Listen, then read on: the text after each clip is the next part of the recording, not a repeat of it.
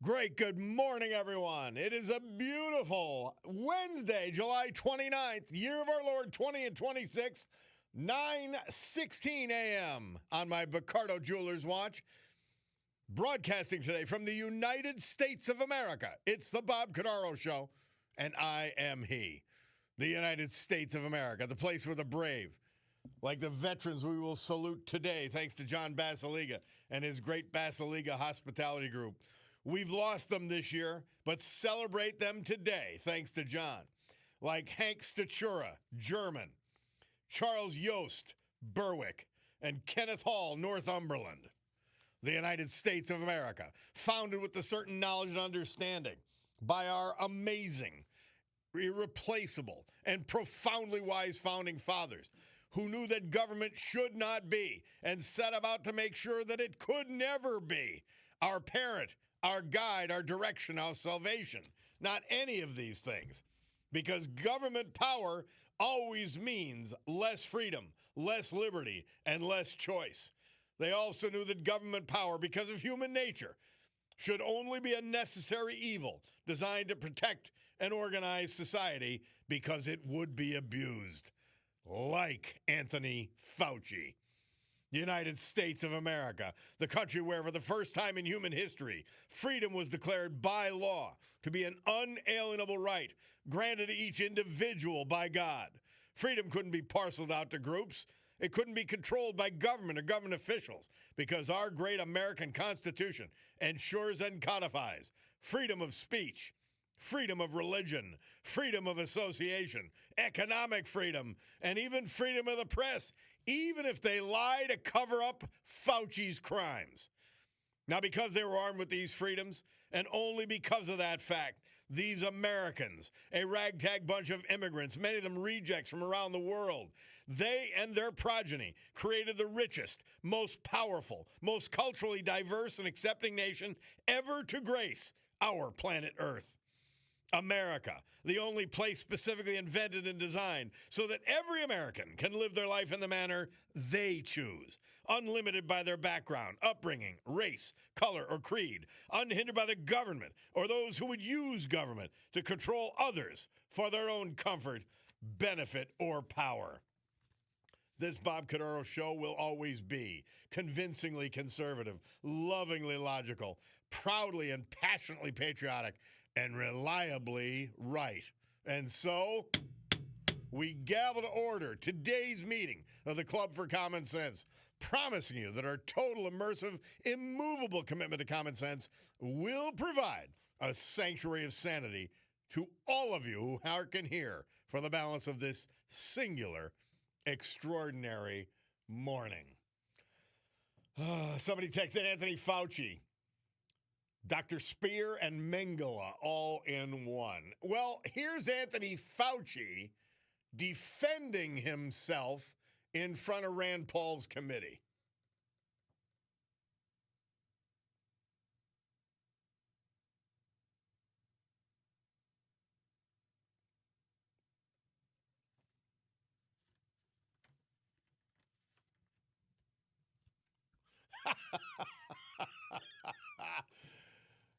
Oh, Lord. I had no idea Fauci was in the mafia.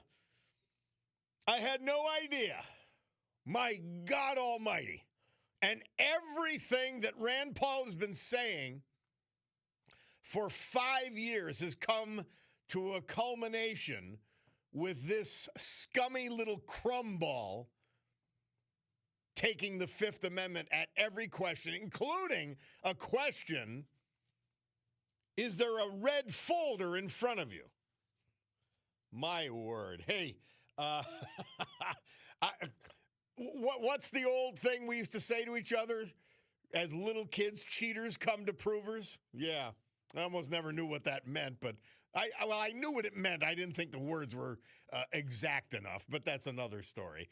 Well, we're going to take a break. Fauci. We're going to focus a little bit on Fauci, but we got to go back to this disgusting mayor as well and the fiasco that she has helped to foment in the city of Scranton because she's incompetent and running as a left-wing lunatic for U.S. Congress while not doing her job in the city. By the way, live stream. You go to WILK, Bob Cordaro Show, and you will find on YouTube our live stream. Roach Supply is the premier bath and kitchen supplier in Northeast Pennsylvania. 75 years in business, which means they're great at what they do. Visit roachsupply.com today, and they're sponsoring that live stream. We'll take this break. We'll be back. It's the Bob Cordaro Show.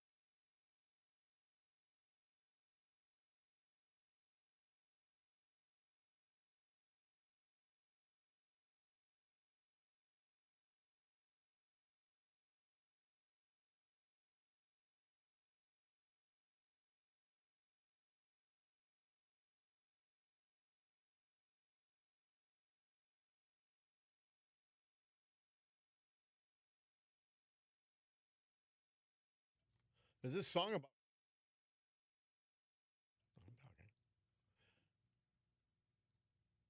Is this about Fauci? He's busy taking the fifth on Capitol Hill and his disgrace is complete for anyone who cares to know. Well, let's check on the history. 1914 Transcontinental Telephone Service. It became operational with the conversation between New York and San Francisco in 1914, this date. And July 29, 1963, Elvis had the #1 hit in the UK. You're the devil in disguise. Bob Cordaro back with you on the program. Couple of important notes. First of all, and I didn't get to it yesterday. I don't know how I missed it. Cousin Joe Portnova's birthday, 75. Love the guy. And his brother Tommy made sure that I did not forget. And then this is a sad anniversary for that whole family. My uncle Tommy Portnova passed away. He fell off a ladder cleaning gutters. Guys, don't do that. Don't do it. And he was the kind of never explain, never complain guy. You know, old school Uncle Tommy. One of the nicest people ever on the planet. And losing him before we needed to, terribly sad. And then also, speaking of birthdays, my nephew, Rocco Cordaro, undefeated heavyweight, or I forget what his weight class is, but undefeated professional boxer. So we wish him happy birthday as well. Fauci has completely destroyed himself, I hope. Somebody asking, but not somebody, Bob K asking, if you had a pardon, you're not allowed to invoke the fifth, or do you lose your pardon? He's not in court. If he was in court, that's another issue. This is simply a congressional hearing under subpoena. So I don't believe he does. I'm checking on that. I'm having someone check on that, our federal attorney, Brian Kelly. But I don't think so, Bob K. And that's unfortunate. Joe Biden pardoned him for a reason, because he knew he was a criminal. Now, Brett from Chickashinny says another way, the taking the fifth is another way to admit you're a criminal. No, I don't. That is not true. It could be interpreted that way, but it depends on the setting, okay? That's all I'm saying. In this setting, yes, it admits guilt. Yes, it admits guilt. In this congressional setting, which is not a criminal prosecution.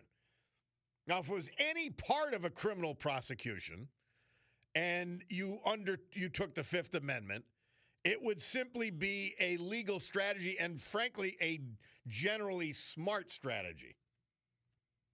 But, in this instance, Brett, you are exactly right. It is, to me, an admission of guilt.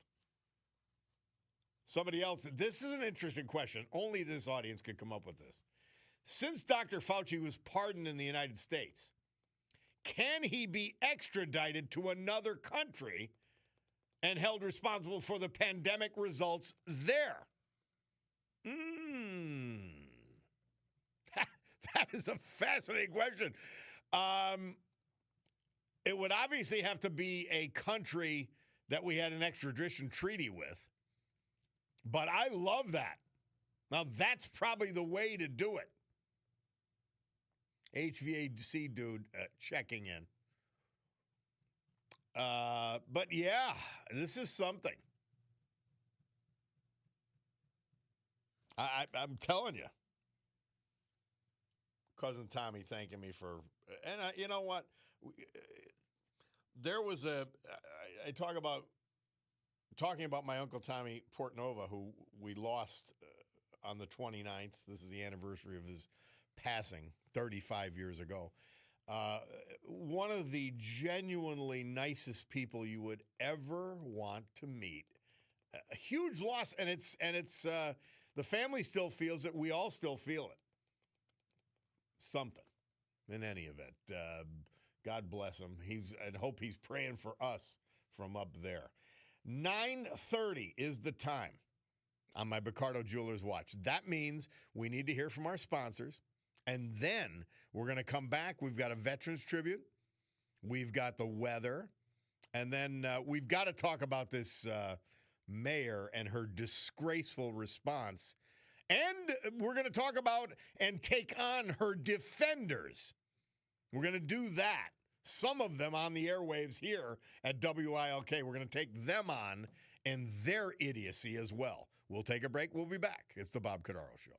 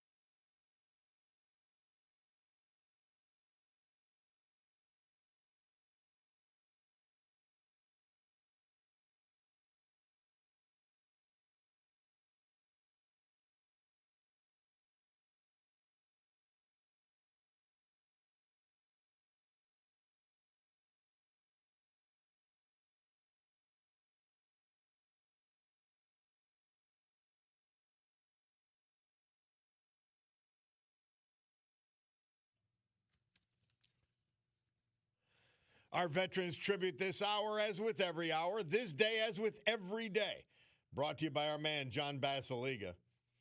And it's Wednesday. Good night to go out. And then we're headed to the weekend as well. So we start thinking about Basiliga hospitality. 3 amazing bar restaurants. The Old Brook Inn, 307 Springbrook Township.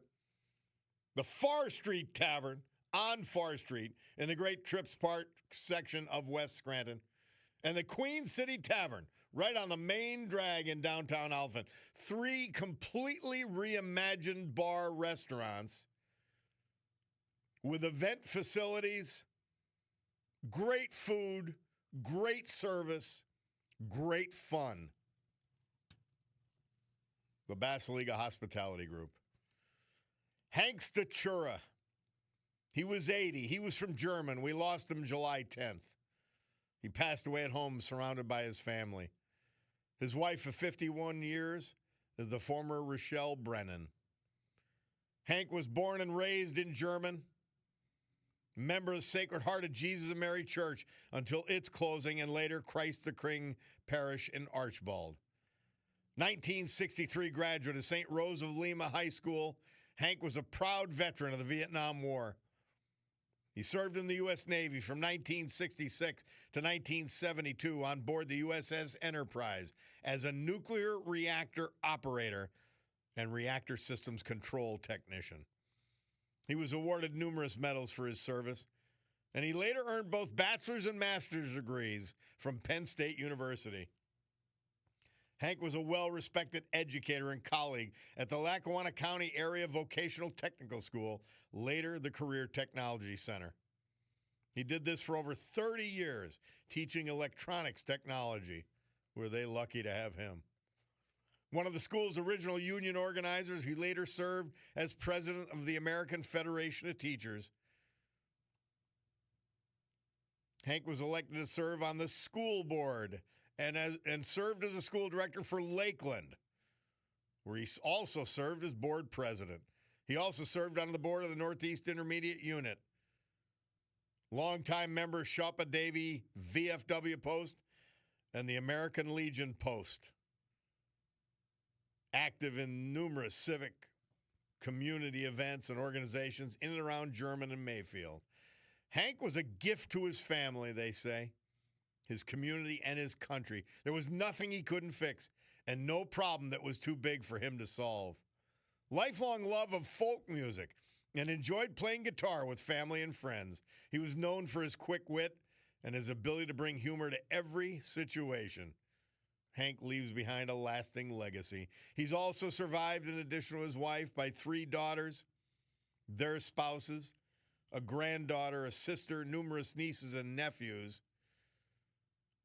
and other family members. Hank Stachura, our veteran this hour, brought to you by our man John Basiliga and the Basiliga Hospitality Group.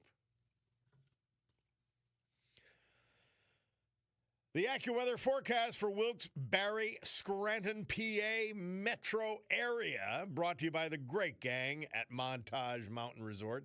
Today, more clouds than sun, humid with a couple of showers and a thunderstorm, high of 78. They're telling you there could be ponding on the roadways, so I'm going to cross that out so I don't even see it next hour. Tonight, rather cloudy, showers around down to 65. Tomorrow, some sun and some clouds with a shower, humid. It'll be 79 degrees with a low of 61 on Thursday. Friday, humid with intervals of clouds and sunshine, high 87, low 63. Saturday, rather cloudy and humid, high 85, low 66. Sunday, humid with considerable cloudiness, thunderstorm in 1 or 2 spots in the afternoon, high 82, low 65. Sounds like a great water park week to me, and you could do that at Montage. And don't forget, for the kids and the young at heart, they've got a great arcade set up inside the lodge. Montage Mountain bringing you that, and it's 70 degrees at Montage right now.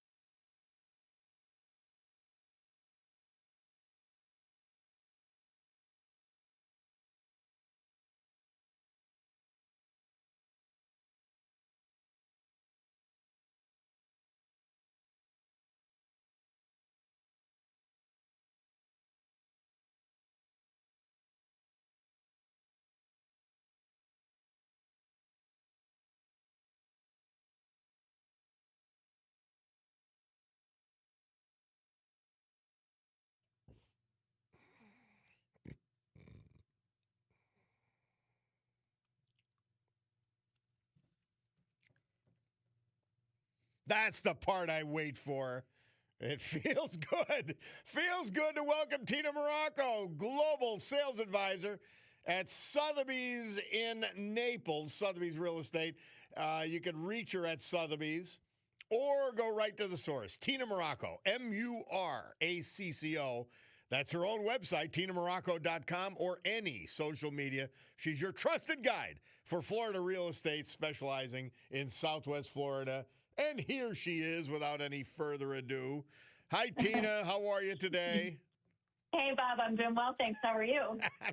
I'm doing always a little bit better when you're with us. I'm sending you sunshine, always. Yes, exactly. And it's a bit of a dour day. I mean, the weather doesn't actually affect my my outlook on things, but it's a dour day here, a little cloudy and rainy in the morning. But I'm sure it's sun shining where you are. The sun is shining, and it's already 90 degrees here. Oh, my gosh. Well, Yeah. You've taken us down avenues that I just didn't expect in the real estate business. What do you got for us today? So let's talk about some more of those avenues. So I want to talk about some of the things that buyers are sometimes surprised or absolutely baffled about. I'm talking about buyers coming from the Northeast and the Midwest. Some things that they don't expect to encounter when they're looking for homes or they're learning about homes in Florida. And the first thing is that we don't have basements. Yeah. If you think about our water table and you think about our soil, we have a lot of water and a lot of sand here. So we don't typically have basements. Now, parts of northern Florida, that's a little different. But in Southwest, South Florida, we do not have basements here, and it's completely uncommon. So when I work with buyers to start out with, I always, let them know to, basements are usually catch-alls. So, you count on a basement for some extra storage space. So when you're looking at a house, think about what would you put in the basement, or how much room do you need, extra room for storage. So think about that when you're looking at a house. Yeah. Because we also don't have a lot of coat closets either. And that's because we don't need them here.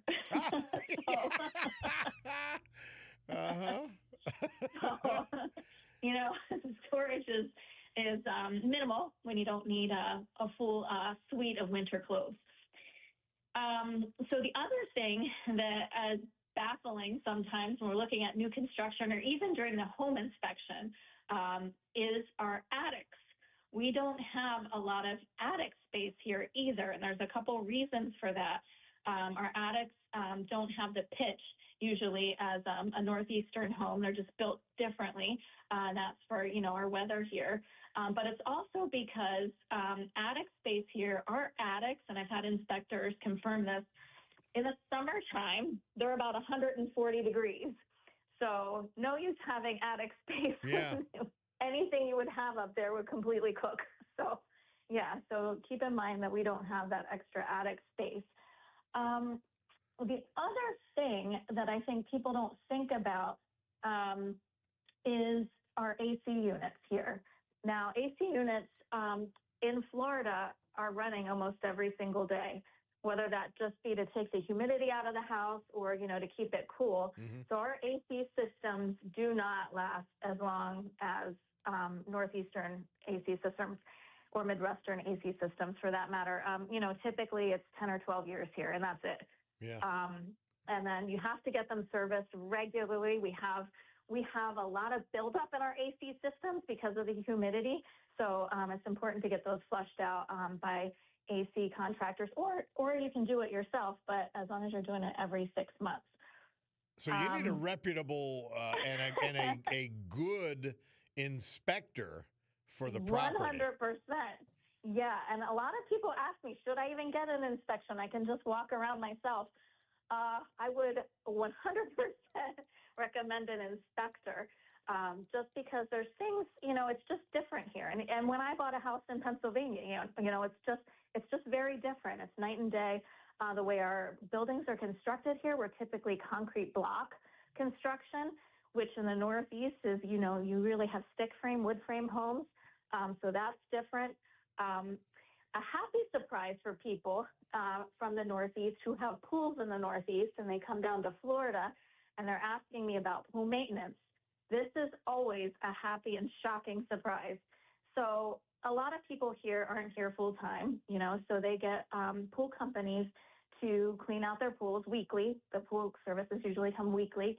And they asked me, how much is it going to be? They're thinking, I don't know what they're thinking. I had a guy from Michigan come down and say, I usually pay $150 per visit for this guy to clean my pool. And I said, well, it's about $150 a month here, not $150 a visit. It's usually between $120 and $150 a month. And they do everything. They skim, they do the chemicals, they, check everything, the systems and everything. So that's usually a really happy surprise for homeowners here that have pools. If you're looking to buy a pool, it's not as costly to maintain it here as in the Northeast, which is good. All important stuff. See, these are the nuts and bolts people have to be helped with and directed to because there are so many. The HOAs, the whole package we talk about. So it's important that they have some. I mean, just again, you're advertising for yourself by just mentioning these things. This is why they need a trusted guide for Florida real estate. And I like how you say it's a guide because it really is. That whole home buying process needs a guide. Love it. Well, you're the guide we choose, Tina Morocco. Thank you.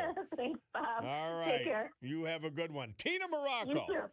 Global Sales Advisor at Sotheby's International Realty, Naples.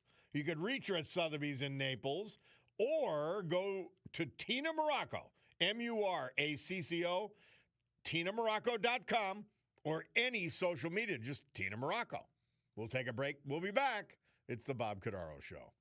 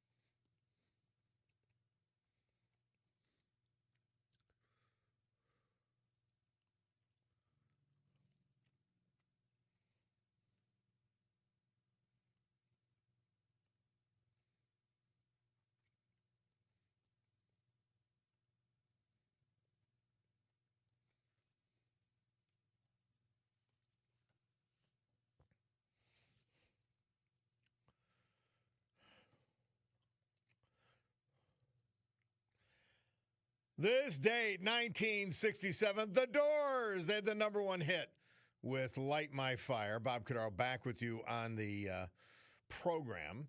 Pat from Scranton's on the blower. I got to talk about this flooding situation, but let me get to one text quickly. Somebody said, this is such a bad time to promote people buying property in Florida. I literally have my family leaving the state because it's become extremely unaffordable down there. So whatever your gal Tina is selling, it better be deals of the century, because I've been trying to move down there for 4 years, and screw, it's unreasonably expensive. Well, you gotta get in touch with Tina. She found places for $100,000. You can't find that here. So Tina Morocco, MURACCO.com. Get in touch. Find out the deal. You may be surprised. And these things are cyclical. And I think we're in we talked about it with Tina before.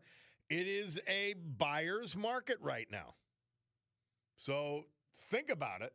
But you got to look at, unless you make the first step, if you're just looking online, forget it. You got to go to somebody you could trust that'll give you the ups, downs, the ins, the outs, and the prices. Because you're exactly right. It is expensive. And it's a big investment. You better do it with somebody you trust. What are the HOA fees? What are the taxes? All those kinds of things. Are there additional fees? Tina Morocco, MURACCO. That's my strong recommendation. Pat from Scranton, how are you? I'm well, Bob. It's good to talk to you again. LTS as always. LTS back at you, brother. We've talked about, me being an Irish Catholic from Southside, but being an adopted Iroquois member. I want to just tell your listeners that on Saturday, August 8th, at the Lackawanna Heritage Valley Authority Parker Street boat launch, we have an internationally famous dance troupe, Billy Krause and his dancers, coming down. I thought you said Billy Krause. I shuddered for a second there, but go okay, Billy Krause. All right. No, Billy Krause. Billy Krause and 8 to 10 internationally famous dancers. They danced all over the world. Wow. And is that where the old Parker House was? That's exactly where. Because I was driving by there by chance, and I saw, and I was looking. I'm saying, was the Parker House still there? No, I remember Teddy. It was a great stop, and a great political headquarters. But I saw this pergola there, and I thought to myself, interesting. Okay. Yeah. The LHVA got money to really, really clean up the joint, and it's a boat launch. But we have some internationally famous dancers. Bring your own bag chair, free admission,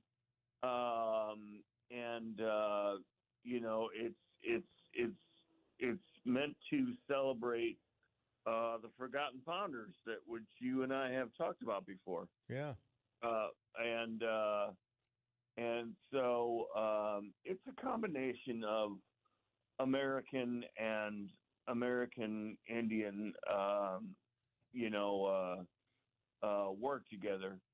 But anyway, it's going to be, these people travel the world.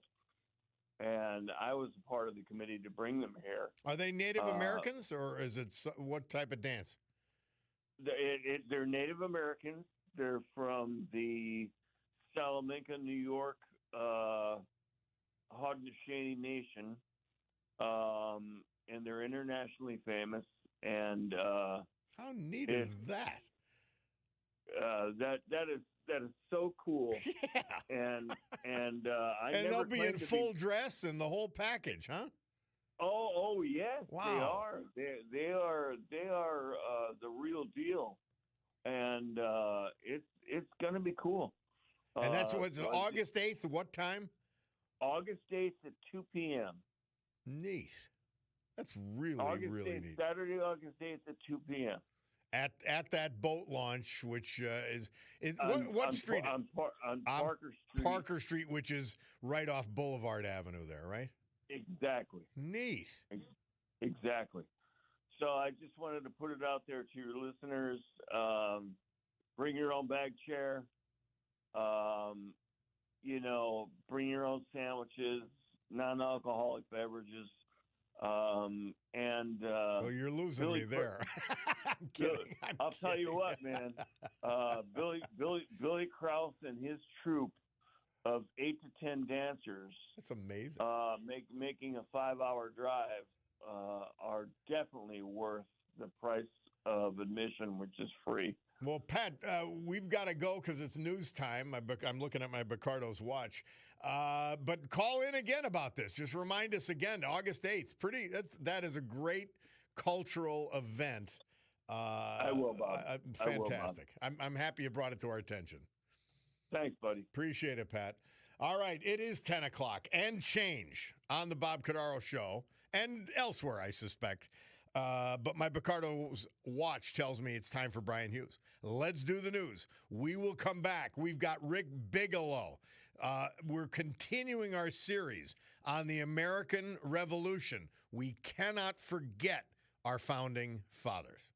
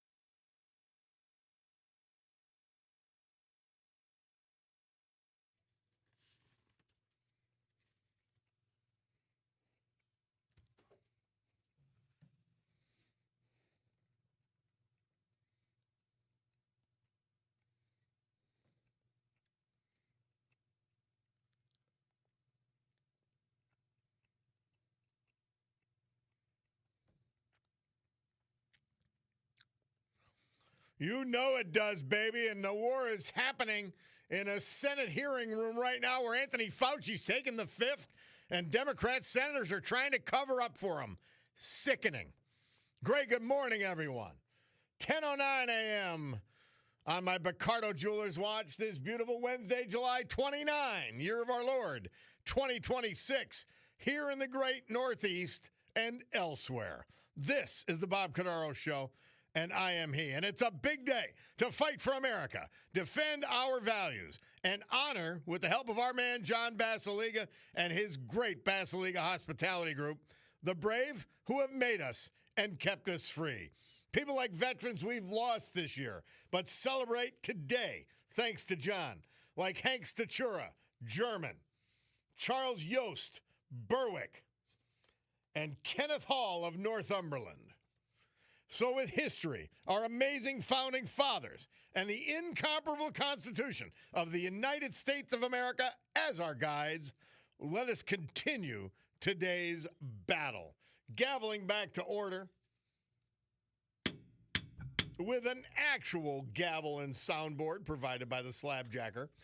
Today's meeting of the Club for Common Sense, after that brief news adjournment, promising that our deep and unalterable commitment to common sense will provide a sanctuary of sanity to all of you who hearken here. So the Fauci fiasco keeps going on. Senator Johnson, we know all the common lies and deceptions that Fauci undertook, but one that Senator Ron Johnson brought up at the hearing, to which Fauci took the fifth, is that he tried to obstruct the use of hydroxychloroquine and ivermectin, meaning alternative medicines. Now, even with doctors who wanted to use it, and they poo-pooed, everything they did was wrong. And see, here's where we're not going to talk about it now because we got to talk about the American Revolution. Trump derangement syndrome, it affects your judgment in every area of your life, not just as it relates to Donald Trump. And the obsession with disagreeing and hating Donald Trump, which Fauci clearly had, and he was a left-wing goofball to start with. He was a creature of the swamp. He's the epitome of the creature of the swamp, and now he's got to take the Fifth Amendment. He's a sickening human being. All right, so I got to think of something good to talk about after mentioning Fauci, and that's Roach Supply. They're bringing you the live stream on YouTube. You go to YouTube, Bob Cordaro Show, WILK, and you'll see my smiling and alternatively scowling moon face. But Roach Supply is bringing it, and they are the premier bath and kitchen supplier in Northeast Pennsylvania. 75 years in business, 96-year-old Ron Roach, veteran Ron Roach, at the helm with generations working underneath him, and they all know their stuff. That's why they're in business 75 years, because they're great at what they do. They're the best at what they do. RoachSupply.com, ROCHE. And Ron Roach was my next-door neighbor for years, so I know these people. I can vouch for them, like in the mafia sense, in the prison sense. I can vouch for them. All right. As always, we say that history is critical, and the understanding of American history, which is an amazing tale, is just about the most important thing we could do. And fortunately, we've got our man, Rick Bigelow, here. Part 3 of our coverage of the Revolutionary War with patent attorney extraordinaire, and there ain't that many of them, veteran, scientist, and historian Rick Bigelow, the Renaissance man. He's with us right now. Hi, Rick. How's it going, Bob? Great to have you back. Great to have you back. So we've been talking about the American Revolutionary War, and a lot of people are very appreciative that we're getting into it with a little bit of depth and a little bit of intelligence. and truth, because it's just not taught anymore. It's not dealt with anymore. And part 3, give a quick 1 and 2 sort of recap, and then let's go right to 3. Okay, we'll do. So after we had early successes, and once again, this was all before the Declaration of Independence was signed, we had taken Fort Ticonderoga from the British. We basically gave the British a bloody nose at the battles of Lexington and Concord, and we had a really good showing against British troops who were advancing en masse at Breed's Hill and Bunker Hill, and we were holding them back until we ran out of ammunition. The British finally won, but we made a really commendable showing at this point in time. So the Continental Army was feeling pretty good about itself. So, by the way, Rick, other than Lexington and Concord and firing on that march, the colonials were fighting in pretty traditional fashion as well, not complete guerrilla war. That's right. At Lexington and Concord and Bunker Hill, they had fortifications, and the British were approaching them, and the green at Lexington was just an open field fire against each other. So they weren't going full guerrilla until later on. Now, when the British troops retreated to Boston from Concord, the colonials, the Minutemen and the militia were along the side of the road, and they were hiding behind the trees and firing at them and so on and so forth. So there was some non-conventional, non-European type of warfare that was taking place against the British at this point in time. So April of 1776, Boston was secure. Much of New England was secure. There weren't very many British around anymore. So Washington starts to move his army to New York. He was pretty sure that sooner or later the British were going to make a charge into New York and try to take New York, and then go up the Hudson River and basically cut the colonies in two, and then the British would isolate New England, and then they'd head south. So Washington moves his army to New York. At this point, and by the way, if you're watching the on YouTube, Rick has provided us a map to help provide this. If you're watching on YouTube, go ahead, Rick. I'm sorry. So King George wasn't given in at this point in time. In spring of 1776, he sent 33,000 British troops to America. A lot of them were going to go to New York. Some were going to go to places like Canada and up into Quebec, and some were going to go into the Caribbean. But basically, he was strengthening his forces considerably. Rick, and so think about this. 33,000 troops plus supporting materials being transported across an ocean we had not yet conquered. It's a staggering logistical feat by the British. They were used to fighting wars, but mostly on the continent. They were. On the other hand, I mean, they were used to supplying their colonies throughout the world, in Africa, South Africa, and most notably the Indian subcontinent with the British East India Company. So they were used to expeditionary forces. I don't know that they ever sent a force this large at one point in time. To think about, there were something like 200 ships, and like you said, some of them were troop ships, and some of them were logistics. They knew they weren't going to be able to get much food from the colonials, so they had to bring a lot of their own food with them. So, and of course, the transatlantic trip at this point in time was perilous. Yeah. They were basically going against the Gulf Stream, and they were going against the prevailing winds, which went from west to east. So they were going to have a long trip. It was generally at least 4 weeks to get from the British Isles to North America. So it was a heck of a trip. Wow. But, that's why they had a large Navy. The British Navy really ruled the world for a couple hundred years.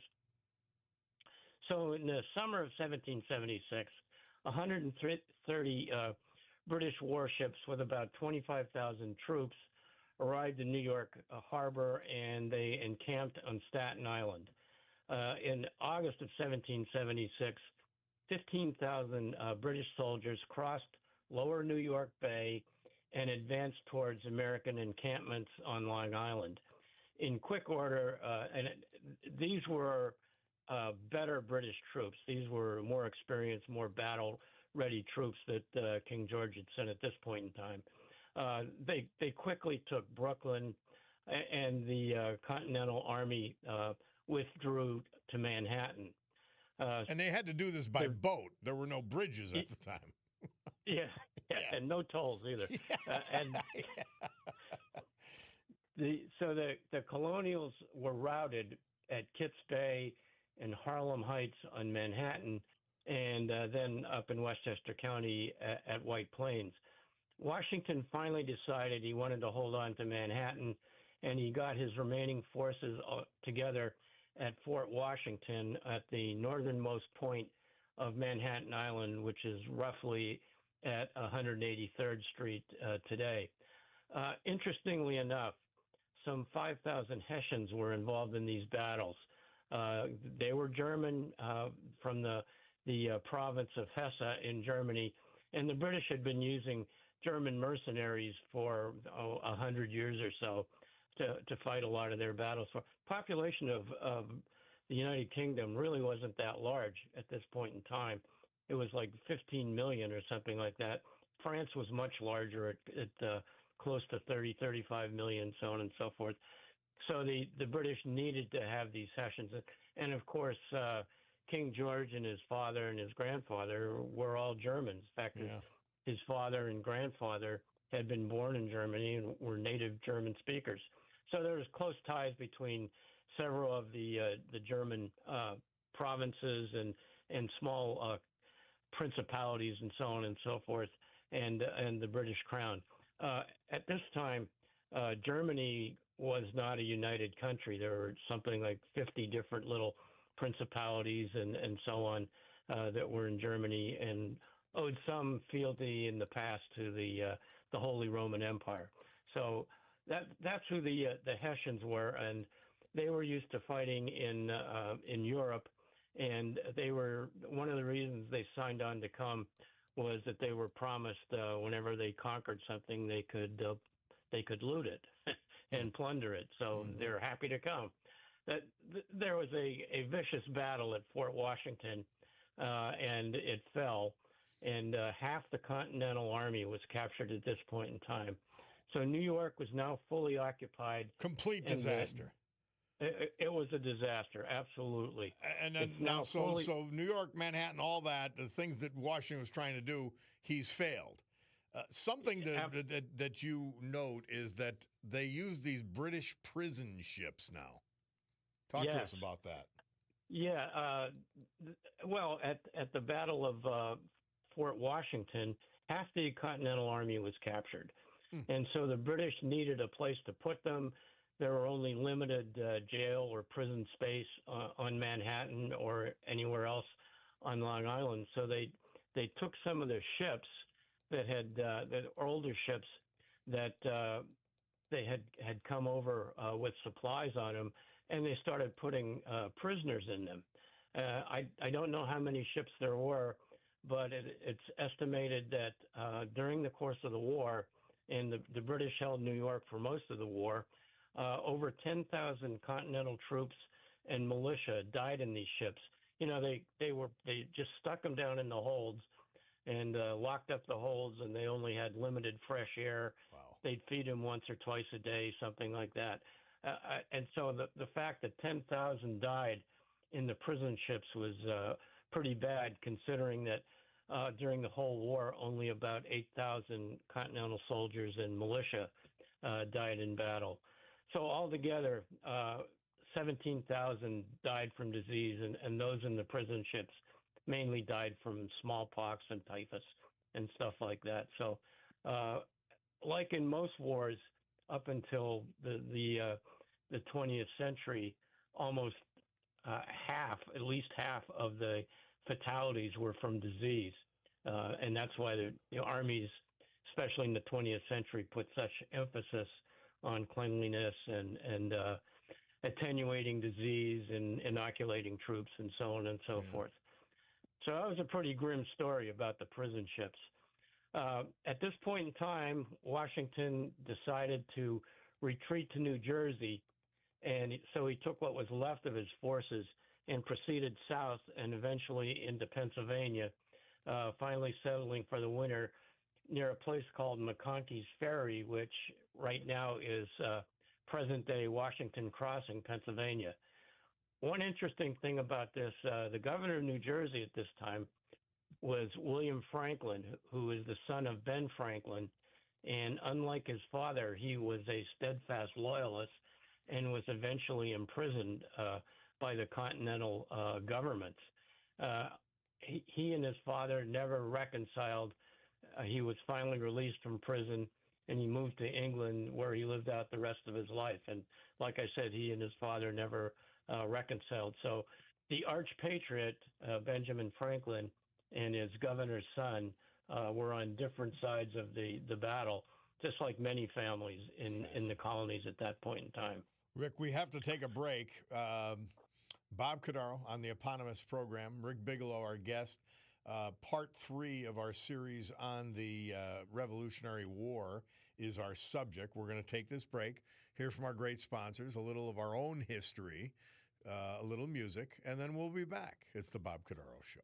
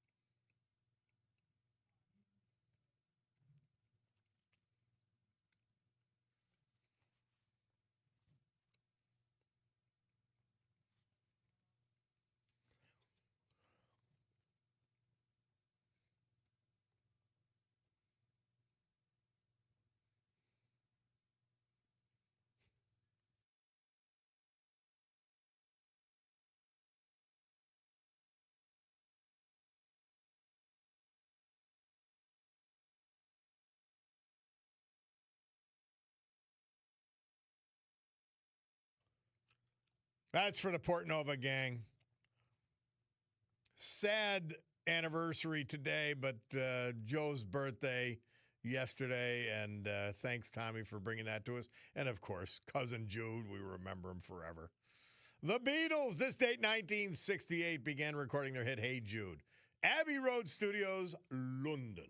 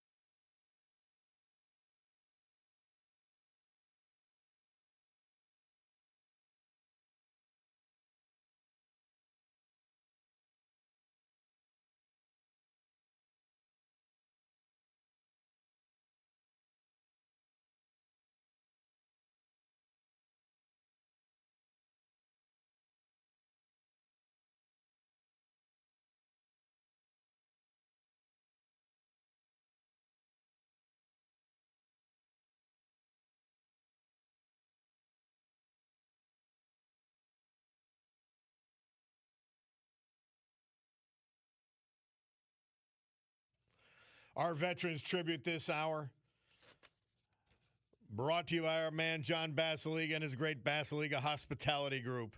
We talked about the three great bar restaurants. Well, there's affordable, exquisite fine dining as well. That starts with a Terra 519, a modern take, a gorgeous spot, very affordable happy hours. A Terra 519, Linden Street, Scranton. And down in Wilkes-Barre, an old world take on the same amazing fine dining experience, the Stegmeyer Mansion. Both of them incomparable. Charles Yost, he was just 74 when he passed. He was from Berwick. We lost him July 16th. 13-year military veteran. Born in Wilson, Pennsylvania, he graduated from Easton High School and served all of us in the U.S. Army from 1973 to 1986. After that, he became an over-the-road truck driver. Over the years, he worked for various companies until retiring about 14 years ago. He had a laid-back personality, enjoyed a quiet life, devoted father and husband. He liked reading, listening to music. He loved riding his motorcycle. Greatly missed by his 2 children, son and a daughter, 3 grandchildren, 4 great-grandchildren. Also leaving behind a brother, a sister. He'll be reunited with his wife at his passing. His wife of 53 years, Sharon Yost, who preceded him in death last October. Tragically, he was also preceded in death by a daughter, Margaret Schlack, and a granddaughter, Allison Matz. Charles Yost, our veteran this hour, brought to you by John Basiliga and the Basiliga Hospitality Group. AccuWeather forecast for the Northeast Pennsylvania area, brought to you by the gang at Montage Mountain Resort, where the water park and the arcade in the lodge are in full swing. Today, more clouds than sun, humid with a couple of showers and a thunderstorm possible, high 78. Tonight, rather cloudy, showers around, low 65. Tomorrow, sun and some clouds with a shower. It'll be humid.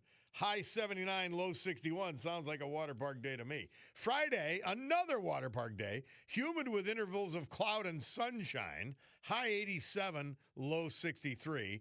Saturday, rather cloudy and humid, but it'll still be 85 degrees with a low of 66. Sunday, humid with considerable cloudiness.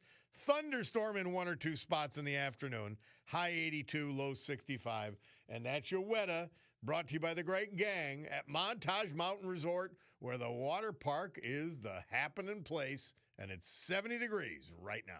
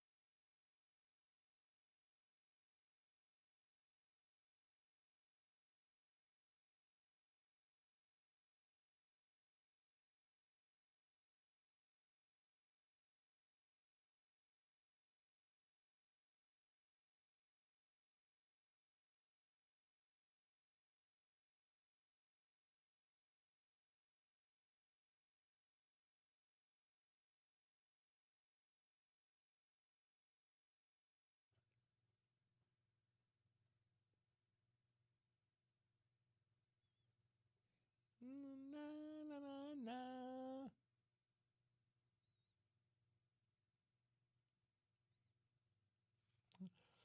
Na, na, na, na.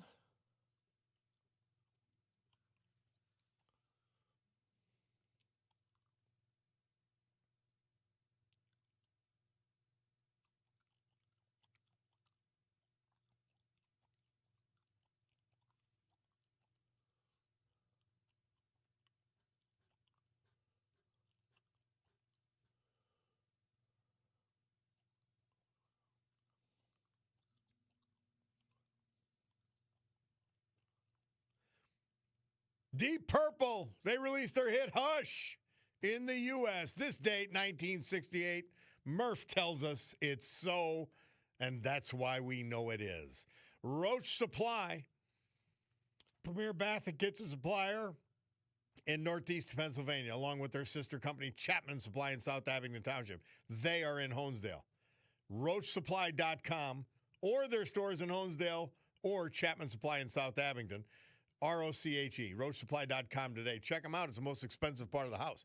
And on the YouTube, you could not only see my smiling moon face, but you could see the maps Rick Bigelow is referencing in this little lecture we have going on. Rick, let's go forward. Okay, as you mentioned, this was a disaster for the Continental Army, which meant that recruiting was going to be down, and the contributions from the various state legislatures or colonial legislatures was going to be down. So Washington moves his troops into New Jersey and eventually into Pennsylvania. And at this point in time, he's starting to be challenged for leadership of the Continental Army, and in particular, General Charles Lee wanted to take his job. So this is a low point for the Army. And Rick, just a quick aside, what were Lee's credentials? What had he accomplished?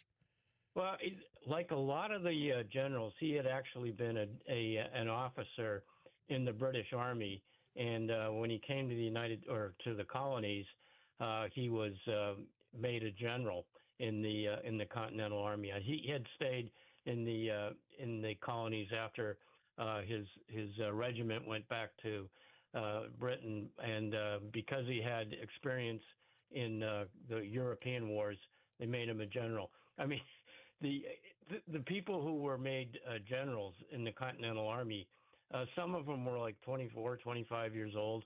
They were just very young and very inexperienced, but they were willing to fight. Well, and so, a lot of people think of Washington as unrivaled, and that was simply not true. That's the important point, I think, you know? Yeah, not true at all. Not true at all. In fact, I mean, he's almost like Eisenhower, who never had a combat command until he took over in Operation Torch in North Africa.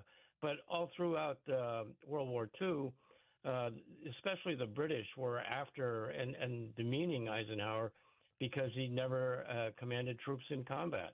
And basically, Washington hadn't commanded troops in combat other than a brief period of time in the French and Indian War when he led portions of the Virginia militia and famously out towards the western part of Pennsylvania towards Braddock and Fort Pitt.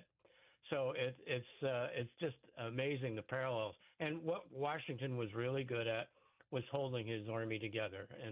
And frankly, Eisenhower was great at holding the Allied armies together. So both underestimated in their own way. Thomas Paine writes another pamphlet which has two of the most amazing quotes, which I'd love you to highlight. Sure. You're absolutely right. So Thomas Paine, of course, the first one was Common Sense, and they published about 100,000 copies. He stole that from us, by the way, but go ahead. 100,000 copies, which were distributed throughout all the colonies. And then as he saw that things were becoming dire again, he wrote another pamphlet called The American Crisis. And there were two of these memorable quotes. The first one, "These are the times that try men's souls." And the second one was, "The summer soldier and sunshine patriot will in this crisis shrink from the service of his country, but he that stands it now deserves the love and thanks of man and woman." Amazing. It's almost like he took it from Henry V at Agincourt way back when. But it was stirring rhetoric, and it really helped to galvanize the colonists at a very tough time. Now, the Washington and the forces of the revolution, they're not standing still. Washington shifts tactics. He does. At this point in time, he tried going toe-to-toe with the British in New York and Manhattan, and it just didn't work out. So at this point in time, he figures he doesn't really need to win the war. He wasn't going to have a victory parade down the main streets of London and take King George as a captive. It was now more important for him not to lose the war. Mm-hmm. So he wanted to avoid losing. So he kept moving, and he would only enter into a pitched battle with the British when he had the advantage of terrain or the number of troops or something like this. This is for any Nam vets listening to this is Ho Chi Minh Yeah. in the Vietnam War. Yeah. He didn't have to win it. He wasn't going to run, have a parade down Constitution Avenue in Washington, D.C. He just had to avoid losing the war. Yeah. And sooner or later, he was going to prevail. So very interesting. So Continental Congress does something that ends up being critical. Absolutely critical. And this is when the Congress sends Ben Franklin to France to lobby the French crown. So this was in 1776. Franklin, of course, had lived in Britain for almost 20 years before the early 1770s. So he understood the French, he understood the British, and he was probably the most famous American in the world at this point in time. He was an inventor and a publisher, and he was fairly wealthy at this point in time. So he meets the French foreign minister, the Comte de Vergennes, who had secretly been sending arms and shipments to the colonies because the French figured, whatever we can do to weaken the British and cause them to send troops to America rather than, send troops to France or anything like that, they were willing to do it. So the close relationship that Franklin had with the foreign minister was very important in finally securing massive French aid and signing a treaty of alliance, which happened in 1778. So we get to December 26th of 1776. Washington is at McConkey's Ferry, McConkey's Landing on the Delaware River, just up the river from where Trenton is. So he's got about 2,400 troops. And a lot of people confuse this with Washington wintering at Valley Forge. That happened a year later. Mm-hmm. So he crosses the Delaware and launches his surprise attack on the Hessian forces, which boosted morale throughout the colonies. So he's at what's now Washington's Crossing. There's about 1,500 Hessians in the garrison at Trenton. He crosses at night in basically a blizzard, lands 9 miles north of Trenton, and then has a force. And of course, when he did this, he was taking some artillery along with him, which had to be lugged, and they had to have troops lug all their rifles and small artillery and whatnot down a 9-mile march in a blizzard to Trenton. And it's not a super highway. No, not even a paved road. Yeah. Not even close. Yeah. And the amazing thing about it was two men became so tired that they just sat down and they died from exposure. Rick, and those were the only two continental fatalities. Rick, we've got to take a break because my Bacardo's watch says it's 11:50 or 10:50. We'll be back. Rick Bigelow.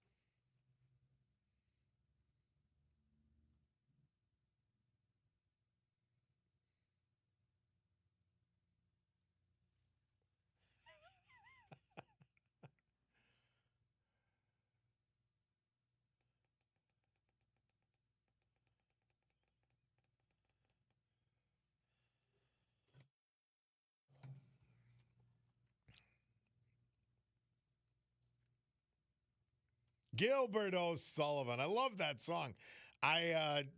Melancholy's not my thing, but just happen to love it. This date, 1972, Murph tells us it moved up to number 1. Alone Again, Naturally. I'm sure I was listening to it on AM radio somewhere. Quickly, I have this meme that I keep in my folder, and I read it to you now and then. And it has a picture of George Washington and these guys crossing an icy river with the American flag in the background. And it said, Americans, willing to cross a frozen river to kill you in your sleep on Christmas. Totally not kidding. We've done it. And at that moment, we bring back Rick Bigelow. I love that thing. These are tough people, man. Wow. All right, so we lose 2, but really only because they got exhausted and froze to death. But it's a massive win. Yeah, it's a huge win. There were 1,500 Hessians in the garrison at Trenton, and the last thing they expected was an attack in the wintertime, because the unofficial rules of war were you don't campaign in the winter. You hunker down, you resupply, you retrain, so on and so forth. So this was an audacious feat on the part of Washington and the Continental troops. And so they get to Trenton, completely surprise the Hessians, and they kill several of them, and they take something like 800 prisoners, which eventually they take back into Pennsylvania. During the battle, no Continental troops were killed, and only 5 were wounded. One of those wounded, and he was very seriously wounded, was James Monroe, who was going to be, I think, the 5th or 6th or something like that, president of the United States down the line. And, once again, I think he was a colonel or something like that. He was only 24, 25 years old. Yeah. So it's a tremendous victory. And one of the things that was supposed to happen here, another one of Washington's forces under General Ewing was supposed to cross the Delaware south of Trenton and form a blocking force at the main road that led into Trenton, that they were concerned that the British would come from another part of New Jersey and attack Washington's forces at Trenton before he could become fully engrossed in the fully fortified there in the town of Trenton. But this guy Ewing tried to cross the Delaware, and he couldn't do it because there was too much ice in the river. So when Washington found out that his blocking force wasn't there, he only had one thing to do, and that was to cross the river again and go back into Pennsylvania, this time with a lot of prisoners. Amazing. Now, I'm sure there was no griping and grousing from the troops who crossed the river one time, and 12 hours later they cross it again. Amazing. That's where we'll have to leave it. But we'll do this hopefully next week or whenever you can, Rick Bigelow. Yeah, we'll try for it next week, so we keep some continuity going here. You let me know when. I appreciate it so much, and I know our audience does as well. The Revolutionary War, Rick Bigelow, our instructor, and it is in mid-rage, as they would say. Rick, thank you so much. Glad to do it, Bob. All right. It is 11 o'clock. My Bacardo Jewelers watch tells me so. And I don't have a Raymond Weil, but they do. I don't have a Breitling. I don't have an Oris. I don't have a Longines Michelle Shinola Luminox Swiss Army Seiko. I don't have a Ball watch, a Tory Burch watch, a Victorinox, a Bulova, or a G-Shock. They've got all of those. I've got a Bacardo's watch, and it says, time for the news with Brian Hughes. We'll be back.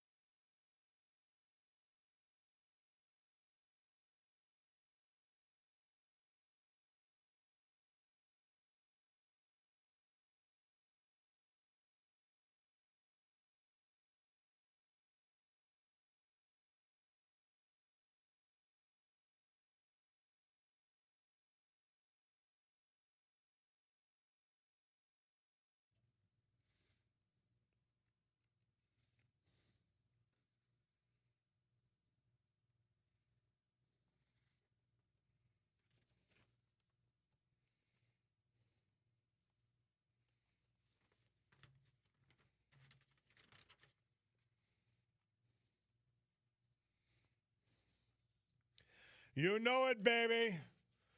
And part of that war is being fought on Capitol Hill in a Senate hearing room where Rand Paul and a bunch of other good senators are bringing scumbag Anthony Fauci to account for lying, manipulating, and breaking the law. Great good morning, everyone. It's 11:07 a.m. on my Cordaro Jewelers watch. This beautiful Wednesday, July 29, year of our Lord 2026.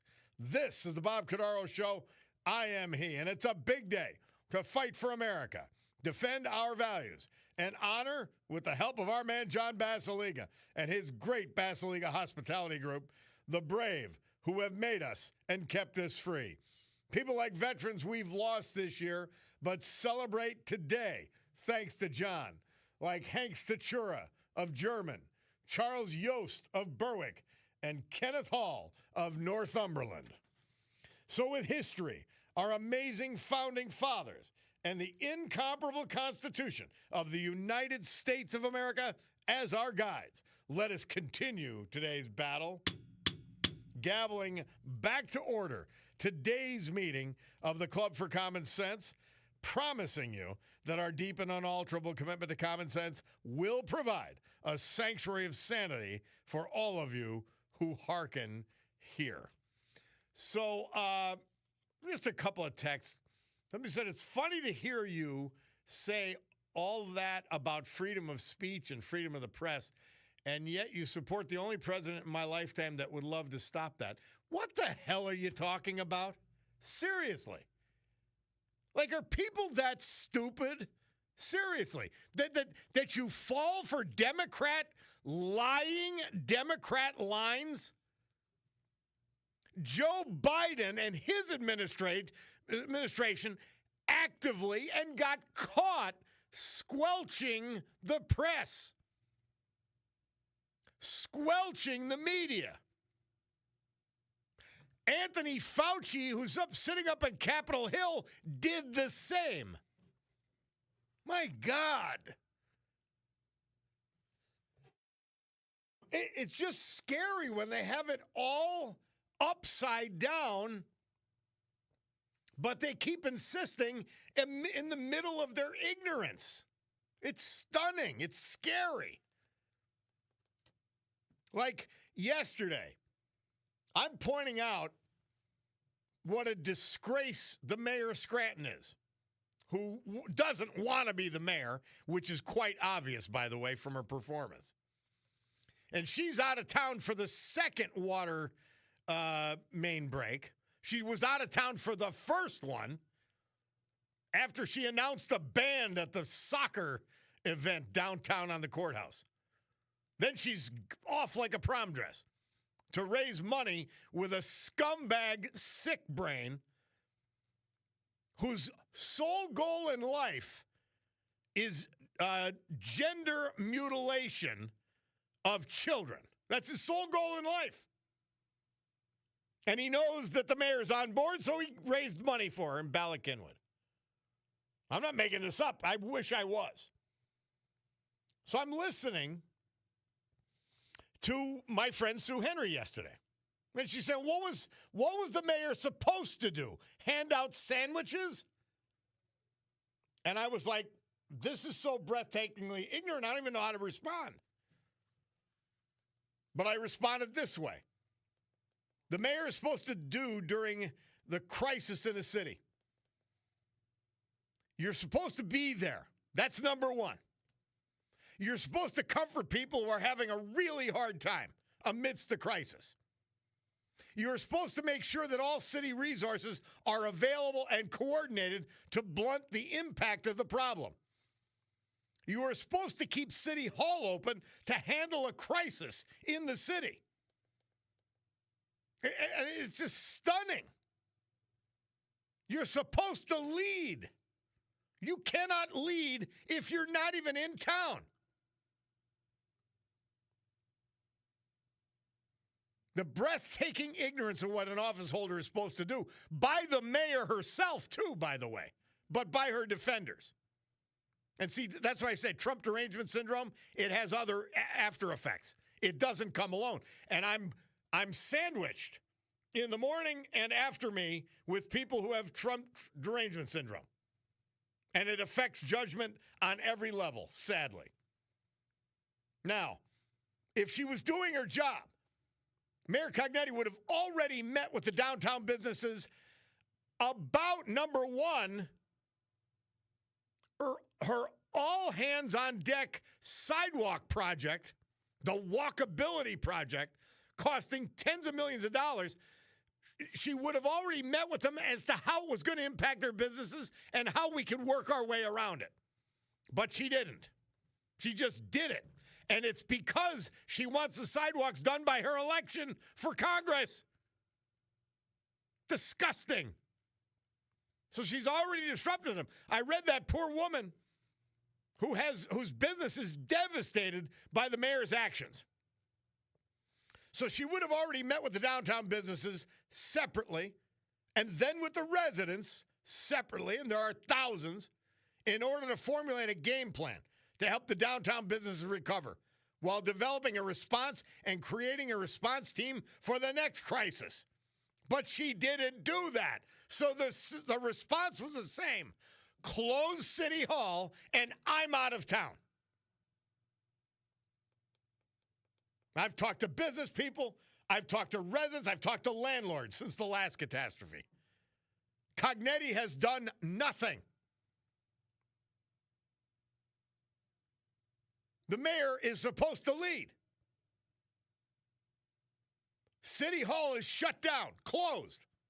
So there's nowhere to turn. And no one taking steps to help the constituents except Rob Bresnahan was there. It's insanity. She didn't do anything after the first break. She wasn't prepared for the second one. And she wasn't even in town for the second one or the first one because she's running for another office. Insanity to defend the indefensible. It drives me out of my mind that people could be that ignorant, willfully ignorant, and then on the air on top of it. It's unreal. It truly is. And they'll do it. They'll defend because, it's unbelievable. It truly is. Same kind of thinking that defended Fauci. They're all the same. They're all the same. Somebody texted in, it's amazing if people on this very station would deride, demean, and call anyone who dare disagree with St. Fauci a conspiracy theorist. In his own words, he admits he was lying to these very people on a daily basis, and yet they'll still make excuses and stand up for him, says the listeners. And these are the same people who will buy everything that the mayor of Scranton says, and they will vote blindly for her. It's frightening. It is breathtaking ignorance. I'm blown away by it. And there's no effort to think. There's no effort to analyze. There's no effort to research. Yeah, there's a hell of a lot the mayor of Scranton could do about a water main break. And she did none of it. And the first thing you do is be there. Beyond inexcusable, but there's people who will excuse her. Stunning. They had a press conference yesterday, which was a cover your ass press conference. No solutions, no actions, nothing. They come up with nothing. Here's the battle plan. Here's the game plan. Here's how we're going to help you. Here's the advertising campaign we put together to bring people into the downtown for your businesses. No, none of that. They did nothing. She did nothing. And people are defending her. It's unreal. And let's look at Luzerne County now. Luzerne County with this absurd power grab, telling people what they should think, what they should say. Probably within there is you got to use the right pronouns by law in Luzerne County. And it's passed. Because outside left-wing lunatic money elected 7 Democrats to a formerly Republican council while Republicans failed to vote and Democrats of good sense failed to do it as well.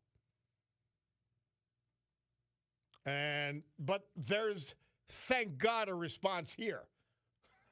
Chris from Mountaintop on the petitions in Luzerne County. How are you? I'm doing good, Bob. Hey, good show today.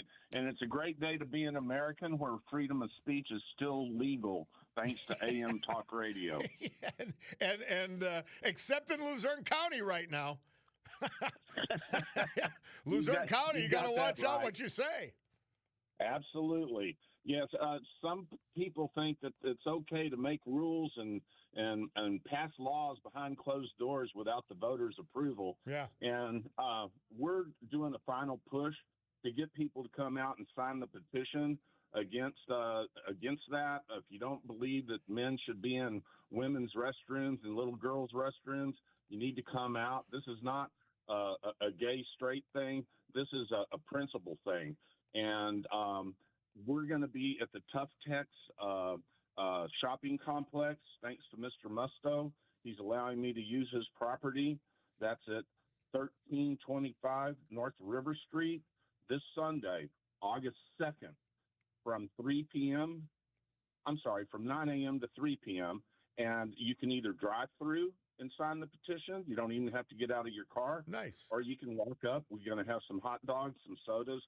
Come on out. We're even going to have an elephant mascot out there, Patriotic America. So feel free to, even if you've already signed, feel free to stop by and say hi. Bring some friends. Bring as many people as you can. We need to bank as many signatures because they're going to try and find as many reasons to throw some signatures out. Amen. This is Sunday at Tough Text. That is absolutely correct. 9 to 3. That is correct. You make sure you call me again on this just to remind the listeners. Call in a different hour, and we'll get it done, all right? All right. Thank you, sir. Thank Keep you, up the Chris. Good work. Appreciate it, man. All right. 11:19 on my Bacardo's Jewelers Watch. We've got to take a break. We're going to hear from our great sponsors. A little history, a little music, and then we'll go back to the phones. It's the Bob Cordaro Show.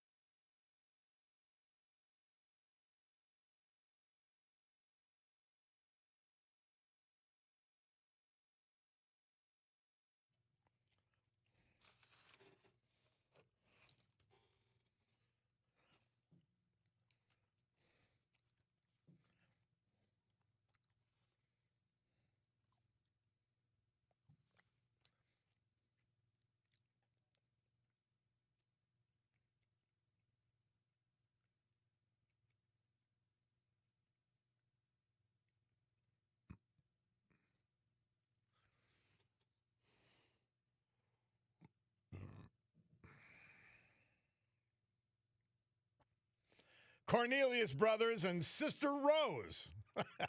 Is that two bands, or I guess it's more than two people? This day, 1972, Murph tells us they moved to number 3 with their hit Too Late to Turn Back Now. A text that really caught me, and I burst out laughing.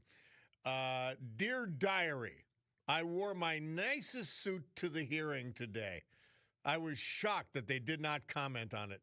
They treated me badly. It wasn't a good time for me. From Fauci. Then Slick says, Bob LTS, there's so many issues with Fauci. And this is important. The huge one, and so we played a clip of Kennedy talking about it, getting the vaccine, he got a clot or a cardiac episode, an infarction, and never mentioned it until now to the public. He lied about it. He actually, in all probability, suffered the consequences that he pretended didn't exist. These are scary people. Absolutely scary people. And then nobody does another thing. Like, nobody says, well, I changed my mind after seeing this new information. Nobody. It's literally unreal. Let's go to Rick from the Lehigh Valley. Rick, how are you? Hey, Bob, how you doing, bud? Fantastic. It's very good to talk to you, sir. My pleasure. Believe me. So listen, I'm a truck driver, and I'm born and raised. I was born in Scranton, and I was actually raised in Mount Cobb, and I moved out. I was about 18, and I came down to college in the Lehigh Valley and met my wife. We just celebrated our 30th wedding anniversary. Congratulations. Thank you, sir. But I listen to you every day. Oh, and thank you. I travel constantly, and I just want to thank you for all you do. Oh, well, they don't pay me much, but they pay me to do it. So I don't need the thanks, but thank you for that. And by the way, Yeah. I don't say this to be self-deprecating. So many people, listeners and others, on a volunteer basis, continually provide me with information, documents, videos, everything. So it is a team effort of the entire listening audience. It really is. Yeah, you're just Bob. You make like I cannot wait to get on the road, and I listen. For three solid hours. I don't turn you off, and I think it's just amazing. But I have to say a few things. So just this past year, my wife and I, first of all, we don't get Old Forge pizza down here in the Lehigh Valley. Okay? No, you don't. No, we don't. Listen, there's one restaurant that tried, and they failed miserably. It was really good, but the people here just didn't buy it. Yeah. And so anyway, just this past New Year's Eve, my wife and I we took a 3-day trip. And we came up and we stayed at the train station, the Hilton, I think it is, right there, Lackawanna Avenue. The Radisson, yeah. The Radisson, yeah. We stayed there. We had a beautiful stay. It was really nice. But we were walking around town, and listen, I hear things like listen, I love Sue Henry to death. I remember listening to her like years ago. She's great. Before she went off the air and everything else, and then she came back on. I'm glad to see she's back on. But she was saying what a great job Paige Cognetti's doing to the Center City and all this stuff like that. We're walking around. My wife's like, we just see empty stores. I'm like, this is not where I grew up. I mean, I remember when Lackawanna Avenue was like, the pool halls in 1989, and like listen, Scranton's not the same. Okay, I don't want to hear it. And all this stuff I hear about. And I live in the city. Nobody's going to tell me what a job she's doing. She's a disaster. She's a disaster. And all I always say was like, for lease, for rent, for lease, for rent. All these, like, listen, it's a disaster. And I still have friends up there that I'm still close with to this day who I graduated with. And I called a buddy of mine the other day. I'm like, so what do you think of Paige Cognetti? He goes, who? That's about the right response. She's absent without leave. She just is. Oh, man. Well, Yeah, thank you, Bob. But Rick. listen. I really had to call you, man. I listen to you every day. Appreciate every day. that, man. I'm honored. Yes. I'm honored. Absolutely. And I'm going to be texting you. And listen, I'm going to be texting you as the shower door guy, okay? Because I know you got cabinet guy, right? Yeah, we got HVAC guy, HVAC dude. Yeah, we got a lot. So I'm the shower door guy. All right. So I travel around from the Midwest to the East Coast, and I deliver shower doors. Neat. All right, love it. All right. Rick, thank you. You're shower door guy. I can't wait. All right, buddy. I'll be texting you soon, Bob. And thanks again, man. Keep up the good fight. Always a pleasure. Thank you, man. Hey, let's go to my man Wayne from Einan. Hey, Wayne. Hey, Robert, how are you this morning? I'm doing good. I hear that gavel being pretty loud. A little extra aggravation behind it, maybe. I don't know. Yeah, I was watching a little bit of that Fauci circus there.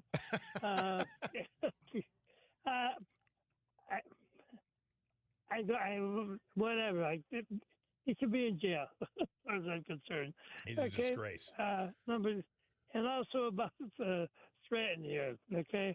I grew up in Scranton. It's nowhere near the town it used to be. There's no doubt about it. You go down any of the main streets, start with anybody on the streets. Well, years ago, you needed a traffic signal on the sidewalk. Mm-hmm. You know, and it's not what it used to be. And I want to thank Lindsey Graham, okay, for being one of the great supporters of the vets. He was. Yes, and he was. And also being a great supporter of the military. Okay, for him keeping this he wants to keep this military strong to defend it because we need that. Well, we lost you somehow there, Wayne. Well, we lost Wayne, but he's thanking Senator Graham. Oh, you back? Let's see. Oh, okay. All right, we got you. That's okay. Skip. I was moving a little bit here. Okay, he loved this country, and he believed in a strong military. Okay, because that way we knew we'd be able to keep this country the way it is. And I disagreed with him on a number of items, but he was a patriot. He was an American. He was a veteran, and I always felt, even when I disagreed with him, his heart was in the right place. I did. Well, I disagree with him on a couple of things too. Yeah. But whenever it came to the military, he always stood up for the military. Yes, he did. And the vets. Yes, he did. Okay, and that was important. He had a couple big votes there for the vets. Okay, that supplied them with a couple things for their health care and everything else. Mm-hmm. And that's important. That was important. And you're doing a wonderful job again today. Always my pleasure to talk to you, Wayne. We'll be getting together soon. Go ahead. I want to ask you one thing. Yes. How's the golf clubs doing? They have not been unleashed in anger yet this year.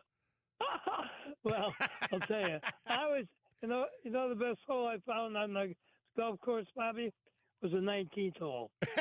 I'm good at that. I'm good at that. Thank you, Wayne. Appreciate it, my brother. Okay, yeah. I'll call you when we get back from Brant Lake. All right. Okay. Thank you, sir. Take care. All right. Hey, have a good day, bud. You too. 11:32. I'm at Ricardo's Watch. Let's hear from our sponsors. We've got the Veterans Tribute. We've got the weather. And then you, 570-883-0098.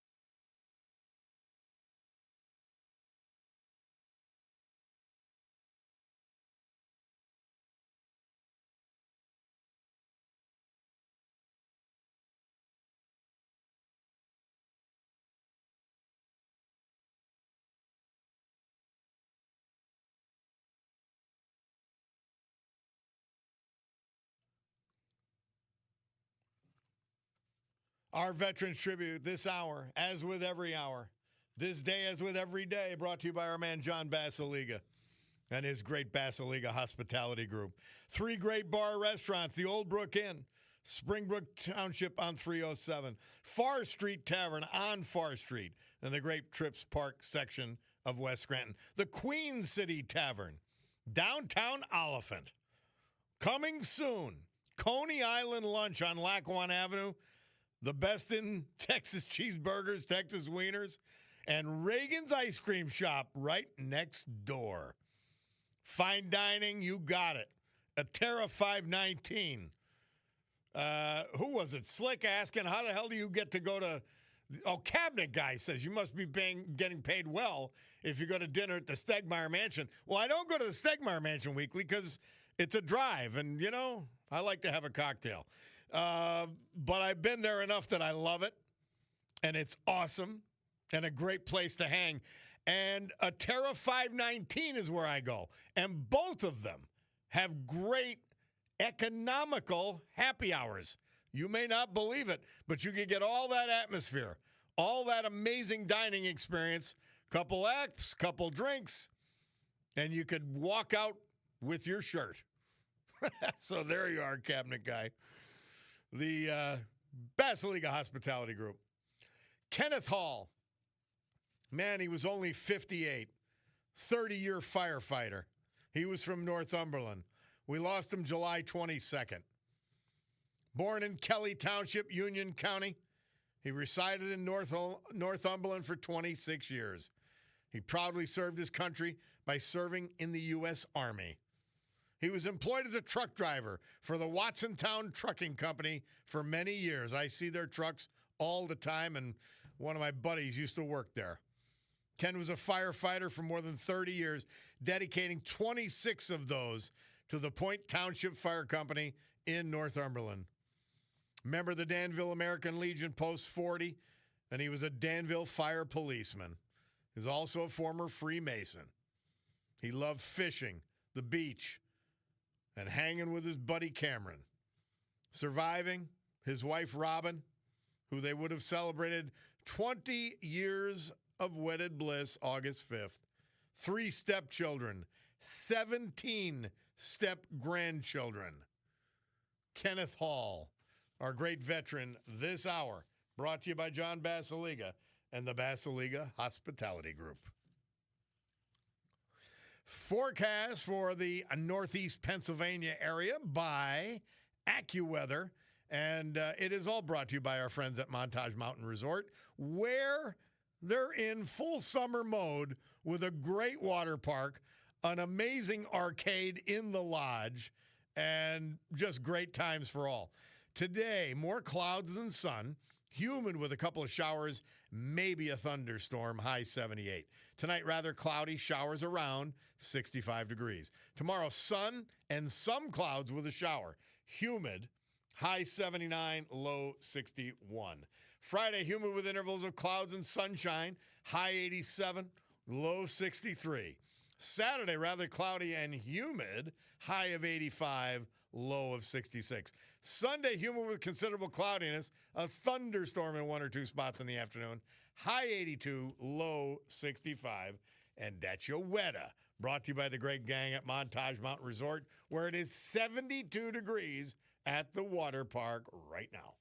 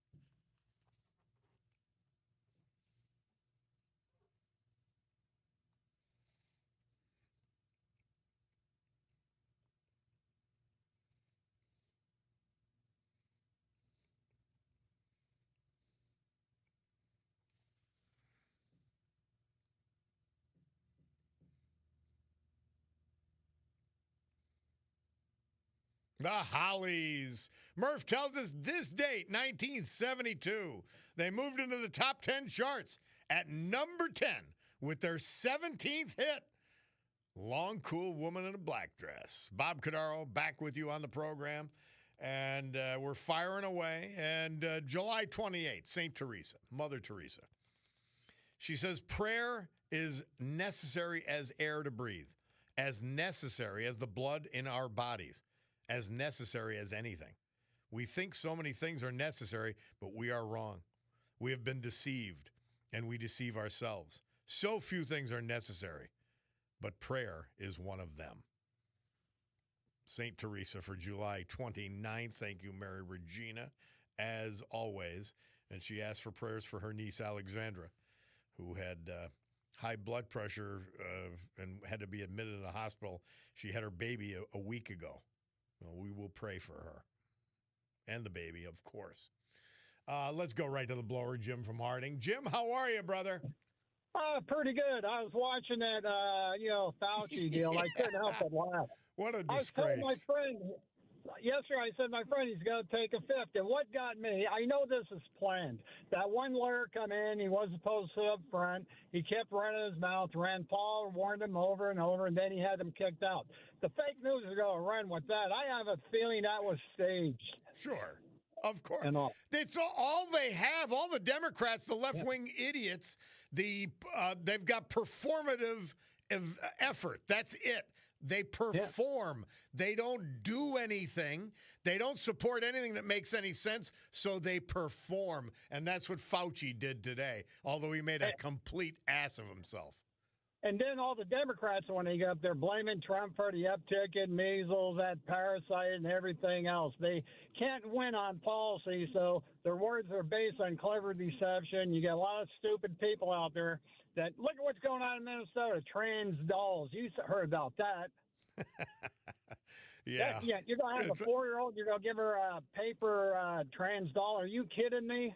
These are sick people, and those who support them are either stupid, willfully ignorant because the information is out there, or they are stupid and evil themselves. Well, like I said, I got a letter from that mayor of yours and saying how she won by being independent. There's nothing independent about her.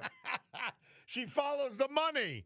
She just follows the money, whether it's the Soros money, that lunatic down in Ballackinwood, or Fidelity Bank. She follows the money. Hey, at least she had that swimming pool filled up last September and then had it emptied a day or two later.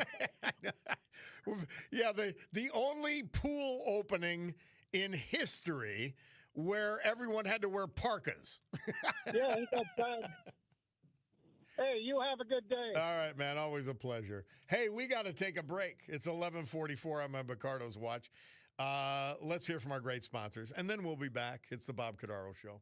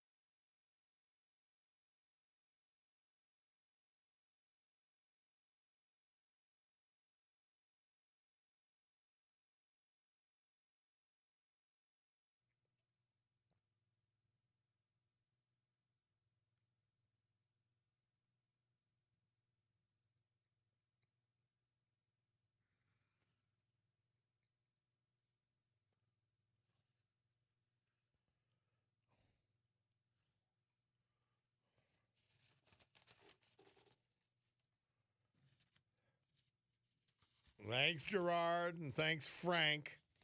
Sinatra, of course, on a bar stool in Noumea, New Caledonia, where it is 2:45 in the morning. And Gerard Mayer right here. He's right in town, so it's 12:45 for him and all of us. Actually, 11:48 if you want to be accurate, according to my watch, my Bacardo's watch. Yeah, somebody texts in, imagine getting a presidential pardon, pleading the fifth, but also claiming you never did anything wrong. Exactly. Somebody on Nickname says, but nobody can forget the body shop guy. That's right. You were my first great nickname guy. I'm not to be forgotten, body shop guy. Chuck from Carbondale says, Bob LTS, great topic today. I'm an unvaccinated listener of the COVID vaccine and booster shots and proud of it. Chuck, you made the right decision for you, which they weren't allowing anyone to do. Crazy stuff. But somebody said you have an unhealthy obsession with the mayor and soon to be Congresswoman Paige Cognetti. Put the blame for the water mains breaks where it belongs, with the water company. I did. You're stupid. See, you're stupid. You choose to be stupid. I said that very clearly. I said it repeatedly. But, see, here's what happens with the TDS people and the dummycrats. You hear a trigger word and you just go off into the wilderness in your pea brain. And you don't know what the rest is said. I've said very clearly and very completely, the water main break is obviously not her fault. Responding to a crisis by not being there and closing City Hall, sickening. 11:50 on my Bacardo's watch.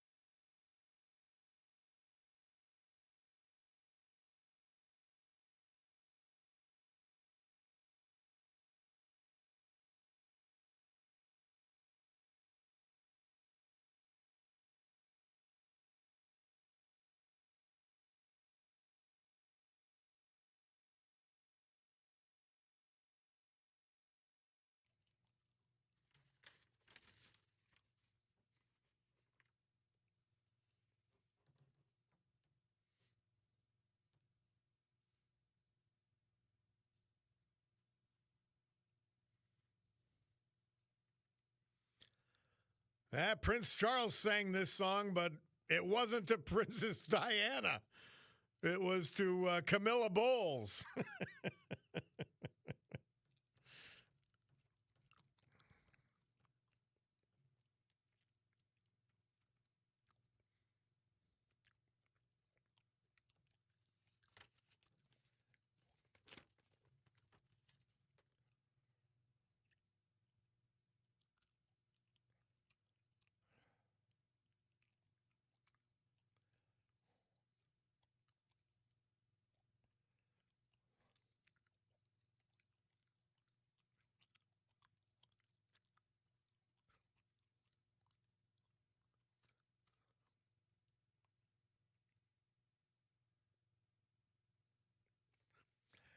I liked this song ever since I heard it, but I began to love it after I saw it, listened to it in The Deer Hunter.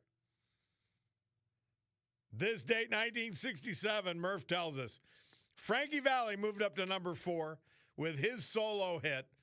He wasn't with the Four Seasons. Can't Take My Eyes Off of You.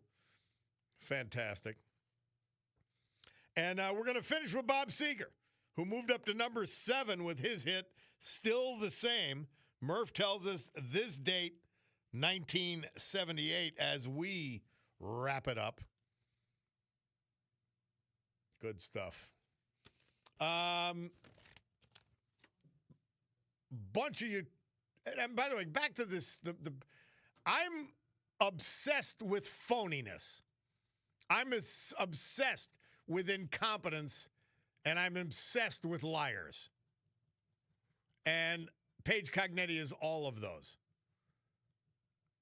Somebody said that one of the hosts here said that it's because she's a woman. My God. There's the last refuge of a scoundrel to say that. I could care less. I want her to do a good job. But see, I knew when Paige Cognetti left the Scranton School Board when tough decisions were going to be made and weaseled a job with DePasquale to escape, that she was a phony. And unfortunately, she is. And still, no solutions, no meetings, no help for the people affected. None from the city of Scranton. Disgrace.